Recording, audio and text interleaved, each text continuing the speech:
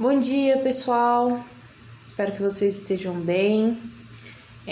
Hoje eu não vou poder participar da nossa aula aqui com vocês nesta data, mas essa aula foi preparada com todo carinho, todo amor para vocês, tá bom? O tema de hoje é indígenas brasileiros. Esse tema tá ligado à nossa aula passada, onde a gente falou sobre religião e direitos humanos, mas voltada para proteção das tradições indígenas.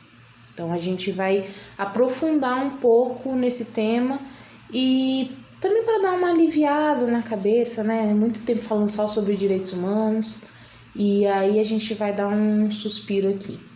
Espero que vocês gostem.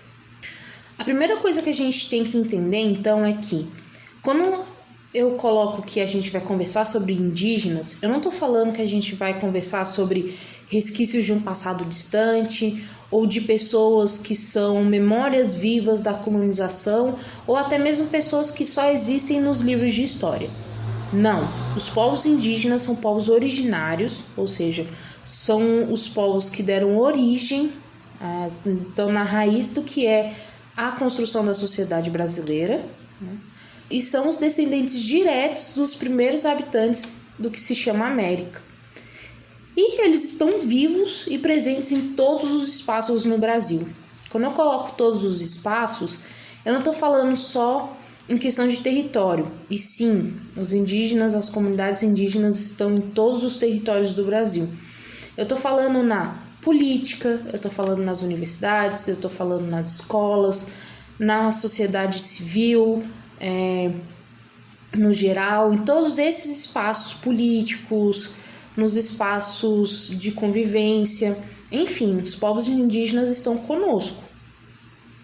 Como a gente já tinha conversado na nossa aula sobre macrofísica do poder, no território brasileiro a gente tem a estimativa de que existam 305 etnias e que são faladas 274 línguas. Isso, claro, dados da FUNAI de 2010. Esses dados provavelmente estão desatualizados, a gente sabe, mas vamos trabalhar com dados oficiais. Existem também 30 povos isolados, confirmados, né? Mas estima-se que o número real é de 105, então é bem maior do que a gente consegue confirmar, que são aqueles povos que não entraram em contato com nenhuma outra comunidade indígena, nenhum contato com a comunidade branca, principalmente, e eles são protegidos, inclusive, pelos outros indígenas, por outras comunidades que tiveram contato com outros povos, em especial com a população branca, tá? Então, existe essa rede de proteção para os povos isolados. Tá, até aqui a gente já tinha conversado em outras aulas, vocês viram um pouco no vídeo também, mas o que eu trouxe de novidade assim pra gente é a partir daqui, que é o seguinte: o primeiro ponto é tratar um pouco sobre os indígenas em contexto urbano. Indígenas em contexto urbano são aqueles que, por algum motivo, e aí a gente tem vários, como alguns foram tirados à força da sua comunidade, ou às vezes os pais saíram e formaram família com pessoas de outras raças, né? População branca ou a população negra, enfim, existem vários motivos, mas que essas pessoas indígenas, elas não estão na aldeia, elas não estão na sua comunidade e sim na cidade. Indígenas em contexto urbano também são aqueles que, por exemplo, eles são sim da aldeia, eles têm para onde voltar, né? Mas eles estão cursando uma faculdade, então ele tá ali inserido por exemplo, morando numa casa do estudante, por exemplo, ele tá contextualizado na cidade, tá? Ele constrói a sua vida ali na cidade. Mas quando se fala de indígenas em contexto urbano, a gente está falando principalmente daqueles que não têm reconhecimento por parte do Estado. O que isso significa? Significa que o Estado, o governo não vê essas pessoas como indígenas, seja porque elas não sabem que são indígenas, seja porque elas tiveram a sua identidade, a sua história apagada, seja por causa da miscigenação. E aí, a partir disso, a gente pode ir para um outro tópico dentro dessa conversa sobre indígenas em contexto urbano, que é o estereótipo de como um indígena deve parecer, né? Como uma pessoa indígena deve ser. E aí a gente tem esse não reconhecimento passando por questões como mas ele tem a pele muito clara para ser um indígena, ou o cabelo dele é enrolado, o indígena tem um cabelo liso, mas isso, aquilo. Não existe um estereótipo, não existe um fenotipo, tá? Uma aparência física que determine que uma pessoa é ou não é indígena, tá? O que determina se uma pessoa é ou não é indígena é o pertencimento dela ao seu povo. E isso tem que ter um reconhecimento, não por parte do Estado. Isso se reivindica depois. Mas primeiro se tem o reconhecimento da sua aldeia, do seu povo, tá? E quando acontece de o povo já ter sido, já não existir mais, porque a gente tem povos que tiveram seus integrantes, todos os integrantes mortos, a língua já foi extinta, outras etnias meio que adotam essa pessoa, entende? Então, a gente tem primeiro o reconhecimento da aldeia, da comunidade, da etnia, e depois se busca o reconhecimento por parte do Estado. Daí a gente entra num outro ponto a partir então dessa questão, que é toda a discussão em torno do que se chamava, e se pretende desconstruir isso ao máximo, mas do que se chamava de pardos. No IBGE, provavelmente no censo de 2021 ou 22, deveria ser feito em 2020, mas por causa da pandemia não aconteceu, provavelmente essa categoria pardo ainda vai constar, porque existe toda uma construção histórica que envolve miscigenação, que envolve a dificuldade do brasileiro se perceber quanto negro. Mas o pardo, ele é uma categoria que não existe. Dificilmente você consegue definir com clareza o que é uma pessoa parda. Uma pessoa parda é uma pessoa muito clara, com a pele muito clara para ser negra. Geralmente é esse o padrão utilizado para determinar o que é uma pessoa parda, que é aquela com a pele muito clara para ser negra, mas com a pele muito escura para ser branca.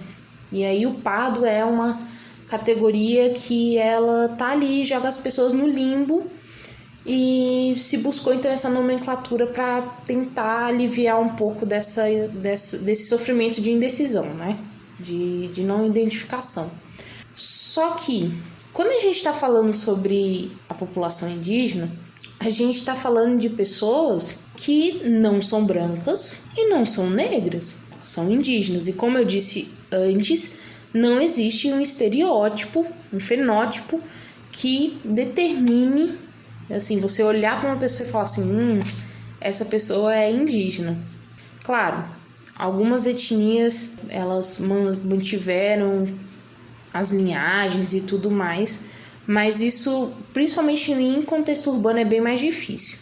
Enfim, daí a gente tem essa questão do pardo também para os indígenas, porque quando a gente coloca que os indígenas não são indígenas e sim pardos, a gente tem uma imensidão de indígenas em contexto urbano que, não sabem que são indígenas, 2, não são recepcionados por outros grupos étnicos, e 3, não são reconhecidos pelo Estado. Então você tem a sua história apagada, a sua identidade acaba se confundindo, então é bem problemático. E isso tudo vai se somando, e junto com vários outros problemas, vai criando a ideia de que se o indígena não está na aldeia reproduzindo o que a gente viu, ouviu e assistiu durante a nossa vida inteira, que é aquele estereótipo do indígena seminu, com penas e cantando e etc.,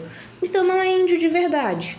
Eu até coloquei ali entre aspas e a gente vai ver o porquê que índio tá entre aspas. E aí a gente tem indígenas em contexto urbano que acabam tendo muita dificuldade em se identificarem como indígenas. E tem aqueles que passaram por cima de tudo isso e conseguiram reconhecimento do seu povo, conseguiram retomar sua história, suas raízes, mas precisam ainda, por exemplo, lutar para que sejam incluídos na lista de prioridade da vacinação contra a Covid-19. Porque, por exemplo, os indígenas aldeados, eles foram prioridade, porque a pandemia atingiu esse grupo com muito mais força do que outros grupos. Só que os que estão em contexto urbano não foram contemplados. E a justificativa estava baseada nisso, de que índio na cidade não é índio de verdade. E por que eu coloquei o índio entre aspas? A palavra índio, ela é apontada pelas populações indígenas como uma palavra extremamente, um termo pejorativo, uma palavra extremamente ofensiva. Porque o índio, ele deriva daquela ideia de que durante as navegações o pessoal estava procurando a Índia e caiu na América. E aí fez essa confusão, então todo mundo que morava aqui era índio, era uma espécie de indiano, mais ou menos essa a conotação. E o índio selvagem, primitivo, cativo, bugre, são palavras que são extremamente ofensivas, opressoras, porque colocam as populações indígenas em um lugar de atraso, em uma linha evolutiva, como se eles fossem primitivos, né? Essa é a palavra. Como se nós fôssemos o ápice da evolução humana e eles não. Sendo que, na verdade, é só uma outra forma de existir no mundo. Para isso, a gente tem uma palavra muito simples, muito tranquila, que não vai doer em ninguém em trocar o índio por indígenas.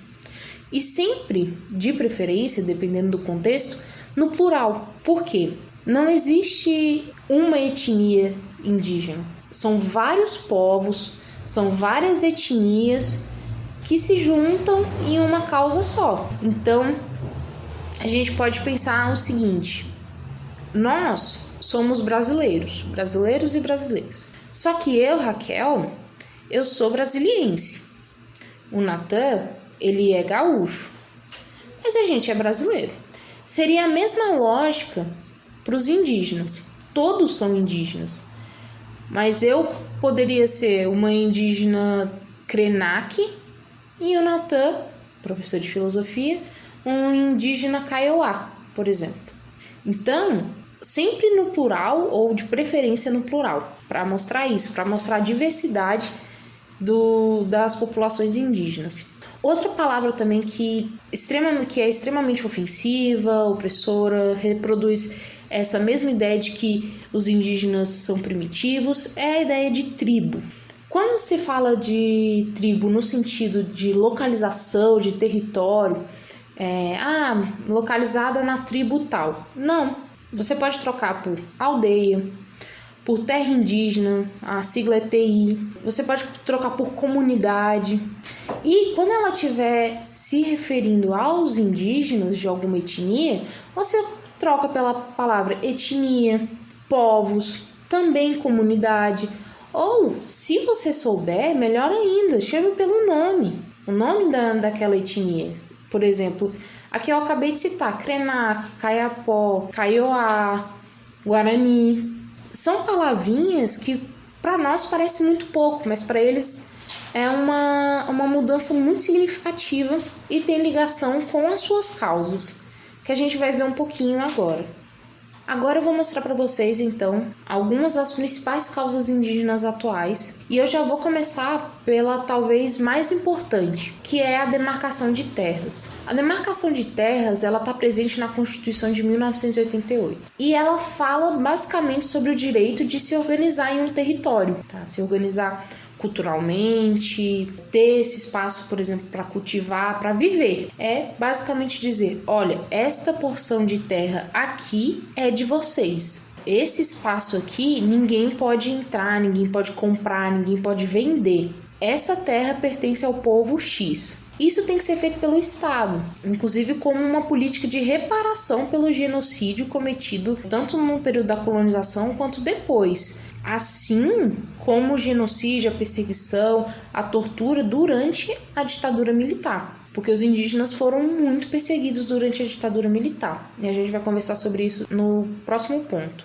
É a demarcação de terras que vai, então, frear a exploração das e nas terras indígenas, porque eles vão poder dizer, olha, você não pode entrar aqui, ou você só pode entrar aqui com autorização.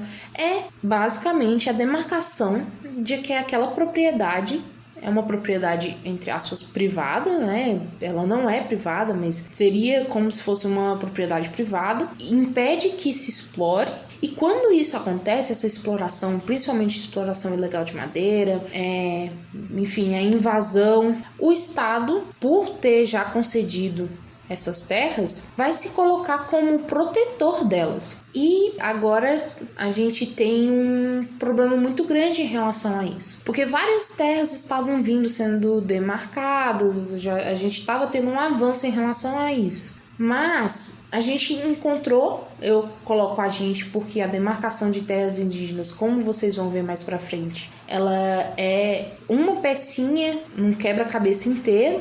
E essa causa precisa ser uma causa de todo mundo. E a gente encontrou então uma dificuldade, que foi o projeto de lei 490, que se chama Marco Temporal. Provavelmente vocês ouviram no jornal, alguma coisa assim, porque ele foi votado recentemente e o texto foi aprovado. Então, esse projeto de lei, ele foi escrito em 2007, ficou ali guardado, pegando poeira, só que ele voltou esse ano e ele prevê que só podem ser consideradas terras indígenas aquelas que já estavam em posse dos povos em 1988 e passa a exigir uma comprovação de posse, um documento de que aquela terra pertencia àquela comunidade, e que hoje não é assim que funciona, tá? Você não precisa, a sua comunidade não precisa de uma escritura. Além disso, o texto flexibiliza o contato com povos isolados. Lembra que a gente conversou sobre eles um pouquinho tempo atrás? Proíbe a ampliação de terras que já foram demarcadas e permite a exploração de terras indígenas por garimpeiros. Então a gente tem um projeto de lei que teve o seu texto aprovado, provavelmente agora nesse mês vai ser discutido no STF, que coloca que as terras indígenas elas só vão existir se elas tiveram a sua data de nascimento ali em 1988. Só que o que acontece? Durante a ditadura, muitas das terras indígenas foram expropriadas. O que isso significa? As pessoas ali foram mortas, torturadas e aquelas aldeias foram invadidas para que esses lugares servissem tanto de campo de concentração como lugares para treinamento militar, enfim. Então a gente teve várias terras que já eram dos indígenas, foram tomadas novamente, né, se a gente for levar em consideração a colonização, e que agora, depois da Constituição, estão sendo questionadas as reivindicações por elas. Então, o marco temporal é um entrave muito grande na causa indígena pelas demarcações de terra. É um retrocesso, se a gente for pensar no andamento dessa questão ao longo dos anos. Intimamente ligada à demarcação de terras, a causa indígena luta contra o ecocídio. Ecocídio aqui, então, tem o sufixo cídio, que expressa a noção de extermínio ou morte, que no caso é direcionado ao ecossistema, à natureza, ao planeta no geral. Então, a população indígena, inclusive, se coloca na frente da reivindicação pelo fim do desmatamento, a luta contra o garimpo ilegal que é realizado dentro das suas terras e que provoca o envenenamento do solo e da água. que são duas fontes de subsistência das comunidades indígenas. Existem várias pesquisas que apontam que as comunidades de Yanomami, por exemplo, elas estão sendo envenenadas e elas estão morrendo por causa da taxa de mercúrio na água, que é um metal utilizado para poder fazer o garimpo ilegal de ouro, e está sendo realizado nas terras sem nenhum tipo de combate, ou pelo menos um combate muito enfraquecido, dos órgãos responsáveis pela proteção daqueles espaços. Então, quando eu coloco a luta indígena é uma luta de todo mundo, é porque, tudo bem, o garimpo ilegal está sendo na terra deles agora, o envenenamento está chegando só na aldeia deles, mas as mudanças climáticas, todas essas nossas preocupações com o futuro em relação ao mundo já estão sendo denunciadas e gritadas e tentando ser evitadas pelos povos indígenas. E por isso que eu coloquei no vídeo da macrofísica do poder que eles são os guardiões da floresta. E sim, eles se colocam na linha de frente, eles fazem rondas noturnas, eles acabam entrando em conflito com madeireiros ilegais, eles acabam sendo mortos em emboscadas. Então é uma situação de conflito real, não só uma denúncia. E isso está ligado à proteção não só do espaço deles, do território que eles querem demarcar. Não é como se depois que tivesse demarcado eles simplesmente ignorassem isso. Não. Segundo a cosmogonia indígena, a natureza, eles só conseguem viver se a natureza também conseguir viver em plenitude. Eles têm uma ligação muito diferente da nossa com o meio ambiente. Então, por isso que essa é uma causa muito importante para eles. E dentro disso tudo, eles ainda enfrentam a luta contra o racismo, porque todos esses estereótipos que eu coloquei, do índio preguiçoso, o índio que é esperto, que passa as pessoas para trás, ou o índio que isso, aquilo, é racismo. É uma discriminação baseada na ideia de que os indígenas são pessoas inferiores por existirem no mundo de uma forma diferente da nossa. E essa discriminação, esse racismo, acaba dificultando o respeito e o acesso a direitos básicos. A gente viu que durante a pandemia, a taxa de letalidade da doença em relação às populações brancas dos povos indígenas era 7 vezes maior. Fora todas as tentativas de tirar da responsabilidade do Estado e passar para os municípios a saúde indígena, de tentar em vários locais não permitir a entrada deles. Então, o racismo atravessa tudo isso também. Assim como a questão da apropriação cultural. E aqui cabe um espacinho a mais para conversar sobre esse tema. Quando eu coloco apropriação cultural, eu não estou falando que você, aluno ou aluna que está que está vendo esse vídeo, por você talvez fazer uma pintura no seu rosto, você está apropriando da cultura Não. Todas as nossas discussões até aqui, elas falam sobre os efeitos sociais e, portanto, coletivos e aí a gente fala de várias coisas aqui, né? Da violência de gênero, da violência racial, agora a gente está falando sobre os indígenas, tudo que a gente conversa em sociologia não é a respeito da Maria, não é a respeito do João, não é a respeito do Fernando, não, é a respeito da sociedade como um coletivo que vai criar normas, que vai criar estereótipos, que vai criar uma imagem do que é certo e do que é errado, que vai determinar o que é certo e o que é errado, tá? Então, quando eu estou falando de apropriação cultural, eu não estou atacando a pessoa que fez aquilo.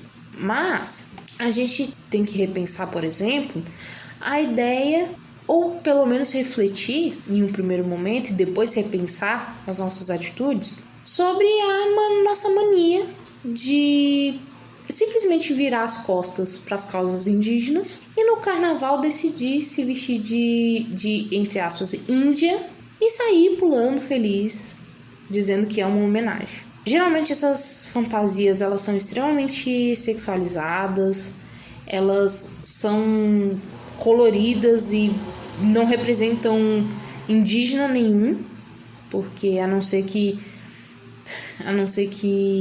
a pessoa tenha acesso a esses itens ou que realmente esteja tentando representar uma etnia em específico, que seria mais problemático ainda, essas fantasias elas acabam servindo como um chacota.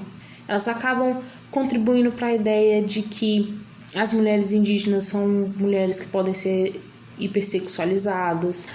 Reforça aquela ideia, aquele discurso de eu tenho sangue indígena, a minha bisavó foi pega no laço. Esse tipo de fala não é uma coisa que deveria ser falada sem pensar. O pegar no laço significa que aquelas mulheres foram sequestradas das suas aldeias, muitas foram estupradas, tiveram que constituir família com alguém que não era do seu povo, sabe? A miscigenação no Brasil não é essa fantasia, definitivamente não é essa fantasia maravilhosa, linda que se coloca, a democracia racial das 3 raças, o branco, o indígena e o negro. Não. A miscigenação no Brasil foi extremamente violenta porque a colonização foi violenta. Então, a apropriação cultural é olhar para os indígenas, reafirmar o tempo inteiro que as causas deles são inúteis, que eles estão só ocupando espaço na terra, que eles não produzem nada, e acabar com eles e aí falar assim, que legal esse trecho da sua cultura, essa produção aqui, que lindo o seu cocá, vou usar, sem saber o significado daquilo, sem ter uma conexão com aquele artefato, sem sequer se preocupar em pensar se uma pessoa indígena ia se sentir ofendida com aquilo. Então, assim, a apropriação cultural também é uma questão muito complicada, né? É diferente, por exemplo, de você comprar um artesanato de uma pessoa indígena. Aquela pessoa está fazendo aquilo para ser vendido. Ela está fazendo aquilo na partir dos seus conhecimentos. Ela está passando, sabe? Às vezes é a única renda que ela tem a partir do artesanato. Isso é diferente. Você tem um artesanato indígena na sua casa é uma coisa. Agora, uma grande empresa ou a indústria da moda pegar, por exemplo, esses mesmos itens, lançar uma coleção super famosa, ganhar rios e rios de dinheiro com isso e continuar financiando empresas como aquela marca de refrigerante, que é uma das marcas que mais contribui para a exploração da água, ou indústrias na moda que não se importam com como está sendo feita a produção daquelas peças, quem é que está trabalhando, se o trabalho tem mão de obra escravizada, sabe? Então, assim, a apropriação cultural é muito mais sobre a falta de reflexão em torno desses aspectos do que discutir ou não se a Maria foi pro carnaval com aquela roupa. É chegar na Maria e falar assim, olha, você sabia que essa roupa assim, assim, assado?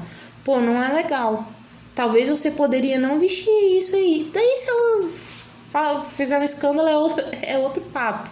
Mas a apropriação cultural é sobre como a gente cria a imagem do indígena, mas quer se apropriar do que a gente acha bonito.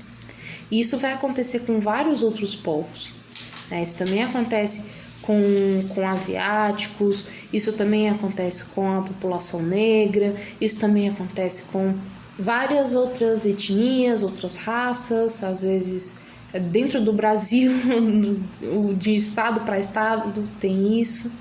Então, a apropriação cultural é um aspecto que eu demorei um pouquinho mais para conversar aqui com vocês, mas eu acho que vale a pena.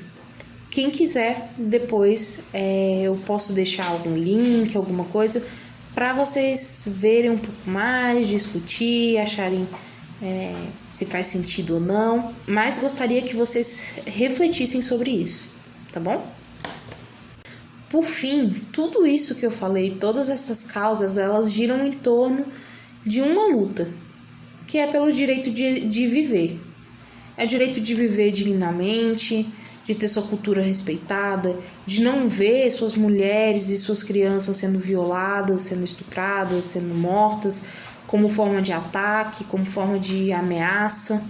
É o direito de poder confrontar a ideia de que os indígenas, por viverem do jeito que vivem, eles estão vivendo na miséria, ou que a pobreza ela acontece nas aldeias da mesma forma que acontece na cidade.